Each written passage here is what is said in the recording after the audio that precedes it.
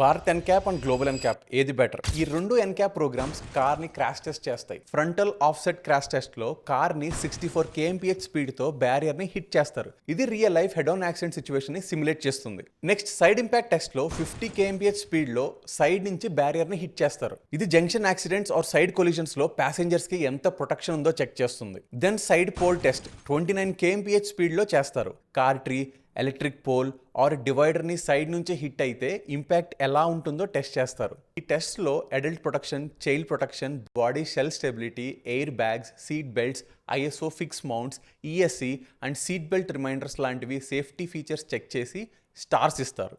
But main difference ఏంటి అంటే global NCAP generally more trusted and stricter bench మార్క్గా consider చేస్తారు. అడల్ట్ ప్రొటెక్షన్ స్కోరింగ్లో గ్లోబల్ ఎన్క్యాప్ 34 పాయింట్స్ వరకు ఇస్తుంది, భారత్ ఎన్క్యాప్ 32 పాయింట్స్ వరకే ఇస్తుంది. Seat belt reminders and safety assistant ఫీచర్స్కి గ్లోబల్ ఎన్క్యాప్ కొంచెం ఎక్కువ ఇంపార్టెన్స్ ఇస్తుంది. భారత్ ఎన్క్యాప్ కూడా యూస్ఫుల్లే బికాస్ ఇది ఇండియాస్ అఫీషియల్ ప్రోగ్రామ్ అండ్ 2023లో కొత్తగా ఇంట్రడ్యూస్ చేశారు. సో సేమ్ కార్కి global NCAP and Bharat NCAP రెండు రేటింగ్స్ ఉంటే గ్లోబల్ ఎన్క్యాప్ రేటింగ్నే స్ట్రాంగర్ రిఫరెన్స్గా తీసుకోండి. బట్ భారత్ ఎన్క్యాప్ రేటింగ్ కూడా డెఫినెట్గా చెక్ చేయండి, especially new Indian మోడల్స్కి. Minimum 5 star adult rating and 4 or 5 star child రేటింగ్కి టార్గెట్ చేయండి. ఒక కార్కి మైలేజ్, ఫీచర్స్ చాలా ఇంపార్టెంట్, కానీ సేఫ్టీ ఫస్ట్.